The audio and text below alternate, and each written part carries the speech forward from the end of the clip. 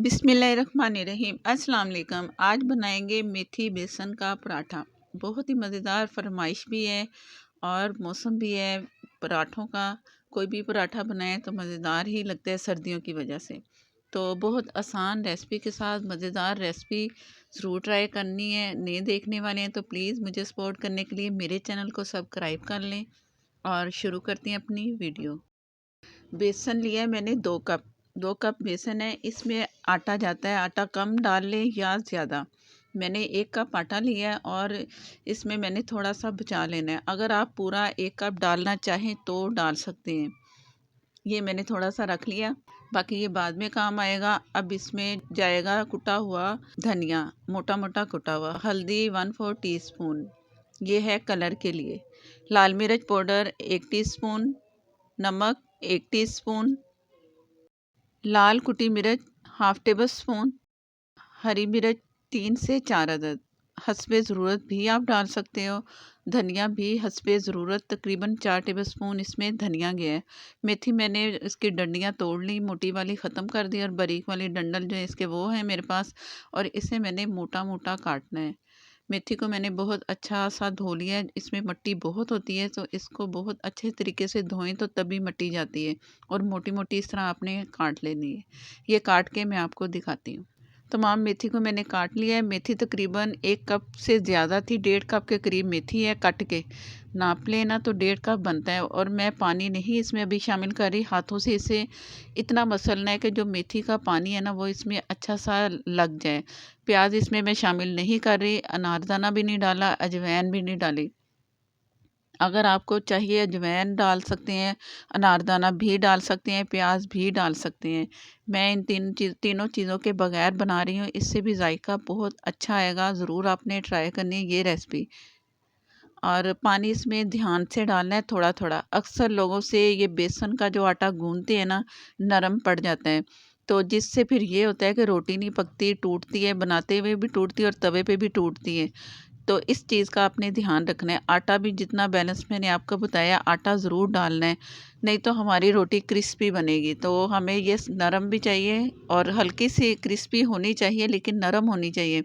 तो इसके लिए आटा डालना इसमें बहुत ज़रूरी है। 2 कप में मैंने 1 कप के करीब आटा डाला है, थोड़ा सा बचाया है। वो इसको जैसे इसे ड्राई आटा चाहिए ना पेड़ा बनाते हुए या रोटी बेलते हुए, तो उसमें वो लग जाएगा। तो टोटल 1 कप इसमें आटा आप समझो चला गया है।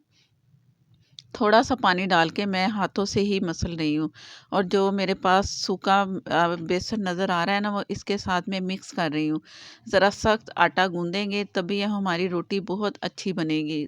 ज़रा सा नरम पड़ गया तो आपको फिर दोबारा से बेसन डालना पड़ेगा, तो वो सही नहीं। एक दफ़ा जो आटा गूँध जाए ना, उसकी अच्छी बेस बन जाती है। तो ये मैं थोड़ा सा पानी और मैंने डाला है, पहले आधे कप से कम डाला है, फिर थोड़ा सा और पानी लिया है, और हल्का-हल्का सा ये आप देख लो। इसलिए टोटल दिखा रही हूँ ताकि आराम से आप आटा गूँदें। आटा गूँधेगा तो रोटी अच्छी बनेगी। अब मुक्की से मैं इसे गूँध रही हूँ जैसे आम आटा गूँधते हैं। इसे गूँधते रहेंगे। हाथों को भी हल्का-सा पानी लगाने की ज़रूरत हुई तो लगाना है, नहीं तो आपने नहीं लगाना है। इस तरह आप गूँधते जाएँ। क्योंकि मेथी का भी पानी है ना, तो अगर आपने प्याज डाला तो प्याज में भी पानी होता है, तो ध्यान से आपने पानी लगाना है। ये बहुत थोड़ा-सा पानी मैं इसमें ले रही हूँ, तकरीबन 1 टेबल स्पून से थोड़ा-सा ज़्यादा मैंने पानी हाथों को लगाया और गूँदना शुरू हो गई। गूँदते रहें 3 से 4 मिनट, 5 मिनट तक भी आप गूँदें। जितना गूँदेंगे आटा उतना ही सॉफ्ट होगा। गूँद के इसे रेस्ट के लिए रखना है 15 से 20 मिनट, इससे ज़्यादा नहीं रखना। अगर ज़्यादा रखेंगे तो आटा नरम होता जाएगा। आटा तकरीबन गूँध चुका है, बस आखिरी जिस तरह मैं आपको दिखा रही हूँ गूँधते हुए, बस इतना ही है। और हल्का सा पानी लगा के इसे ढक के छोड़ देंगे, और इसके बाद फिर जैसे ही 10 मिनट का टाइम गुजरा तो मैं आपको दिखा रही हूँ। जो बचा हुआ मेरे पास आटा था, चक्की का आटा जो आम नॉर्मल आटा होता है, वो मैंने इसमें शामिल किया है। तो वो थोड़ा सा डस्टिंग के लिए रखेंगे। हाथों को थोड़ा सा आटा लगाया। जो नए देखने वाले, जो जिन्हें आटा गूँधना नहीं आता, जिन्हें पेड़ा नहीं बनाना आता, उनके लिए मैं बता रही हूँ कि आपने हाथों को आटा लगाना और इस तरह आपने रोल से इसका पेड़ा बना लेना है। रोल करते हुए गोल सा पेड़ा बन जाएगा। अक्सर पेड़ा भी नहीं बनता ना जो नए पकाने वाले होते हैं। तो जिस तरह मैं आपको बता रही हूँ, ये आटा लिया और हल्का सा जो ड्राई आटा है वो लिया, और इस तरह इसे अंदर फ़ोल्ड करते जाएँ। अंदर फ़ोल्ड करते ही ना गोल जब हो जाए राउंड में, तो आपने हाथों से इसे घुमाना है यूँ करके। एक हाथ पे रखना है और जो दूसरा हाथ है वो उससे घुमाते जाएँ, तो पेड़ा बहुत गोल सा बन जाएगा। इस तरह इसके तकरीबन 3 पेड़े बनेंगे, 4 भी बना सकते हैं छोटी रोटी अगर आप बनाना चाहें तो। इसके बाद मैं आपको हाथों से रोल करते हुए दिखा रही हूँ, गोल-गोल घुमाते हुए। ये टोटल रोटी नहीं पका के रखनी, जिस तरह मैं आपको दिखा रही हूँ बस इतना ही आपने बना के रख देना है। जैसे-जैसे रोटी तैयार होती जाएगी तो आप इस तरह ये उठाते जाएँगे और रोटी को बेलते जाएँगे। इससे भी ये होगा कि ये ज़रा ठहर जाएगा और हमारी रोटी अच्छी-सी बना सकेंगे। और हल्का-हल्का सा मैदा डस्ट करते हुए इसे बेलना है। अक्सर रोटी बनाते हुए चिपकती है, तो वो उसको आप जब उठाते हैं ना तो तमाम रोटी टूट जाती है। तो उसका भी मैं आपको हल बताती हूँ कि उसके लिए आपने क्या करना है। उसके लिए ये करना है, ये रोटी अब चिपक चुकी है ना, तो आपने इसे इस छुरी की मदद से आपने इसे हटाते जाना है। टोटल नीचे तक छुरी लेके जानी है ताकि जो रोटी मैंने बेली है ना वो उठ जाए। अब ये आटा लगा दिया, अब आप आराम से बेल लें। जहाँ आपको लगे कि मैदा या आटा कम लगा रहे हैं आप, मैदा तो नहीं लगाना, सिर्फ़ आटा ही लगाना है, तो आप इसको इस तरह दोबारा से कर लें। आटा लगाते हुए इसे बेल कर मैंने तैयार कर लिया। तवा पहले से गरम है और पहले आपने थोड़ा-सा ऑयल लगाना है तवे पर। दूसरा तवा भी आपके पास है तभी उस पे भी आपकी रोटी ऐसे ही बनेगी। ये नॉन स्टिक है, तो मैंने ऑयल लगा दिया और आराम से रोटी को रख दें, ना बड़ी है ना छोटी है, इतनी बस आपने रखनी है रोटी। आप सोच रहे होंगे कि मेथी डायरेक्ट लगाई है तो ये कड़वी होगी, कड़वा ज़ायका होगा, बिल्कुल नहीं होगा। बहुत मज़े का ज़ायका होगा और हाथों से इसे घुमाना है अपने, या कपड़ा जो किचन का होता है उससे पकड़ के आप घुमाते रहें। चम्मच या किसी और चीज़ से नहीं, आपने इसे घुमाना है, इससे ये होगा कि रोटी अभी नरम है तो टूट सकती है। जब तक एक साइड इसकी तैयार ना हो जाए ना, आपने पलटना नहीं है। अगर आपने पहले से पलट दी तो तब भी उठाते हुए रोटी ना हमारी टूट जाएगी। बेसन की रोटी बहुत नाज़ुक होती है। इसको ध्यान से ही बनाना पड़ता है, तभी ये आपको साबुत नज़र आएगी, नहीं तो इसके टुकड़े-टुकड़े भी होते हैं पकाते-पकाते। तो जो नए बनाने वाले हैं उनके लिए भी ख़ास वीडियो है कि वो देख लें पेड़ा कैसे करते हैं, आटा कैसे गूँथते हैं, रोटी को कैसे तवे पे डालते हैं और कब पलटना है। अब मैं इसे पलट रही हूँ। मैंने चेक किया है कि थोड़ा-सा कलर अभी है, तो इस तरह आप इसे चिमटे से उठाएँ और इसे आराम से पलट सकते हैं जब तक कि एक साइड हो जाए, कलर आ जाए थोड़ा-सा।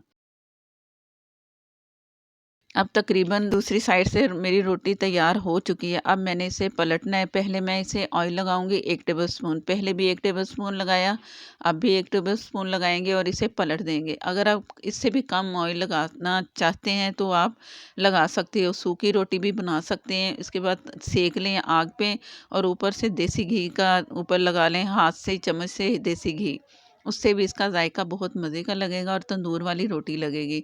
तंदूर में कैसे रोटी बनाते हैं वो भी मैं आपको वीडियो दे चुकी हूँ, उसका लिंक मिल जाएगा तंदूरी रोटी का भी, कि वो मैंने कैसे तंदूरी रोटी बनाई है। तवे पे नहीं बनी, वो बहुत मज़े की बनी है, तो आप देखेंगे तो आपको पता चलेगा कि मैंने तंदूर की जगह से कैसे तंदूरी रोटी बनाई है घर में, बेसन की। तो इस तरह दोनों तरफ से अच्छा सा कलर दे के तो ये हमारी रोटी हो जाएगी तैयार। और इसका जो एक्स्ट्रा ऑयल है वो जो बच गया है वो मैं दोबारा डाल दूँगी ऑयल वाले बर्तन में।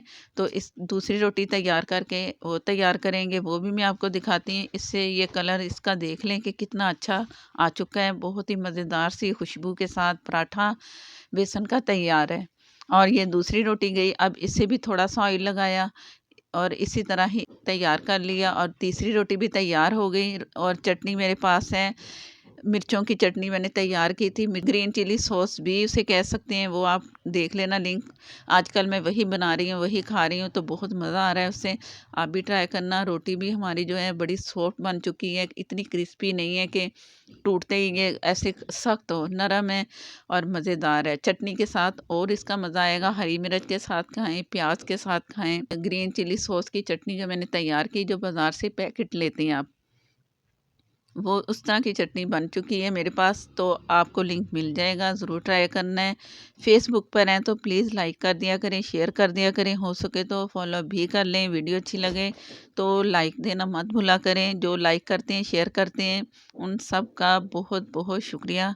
नेक्स्ट वीडियो तक के लिए इजाज़त दें। अल्लाह हाफ़िज़।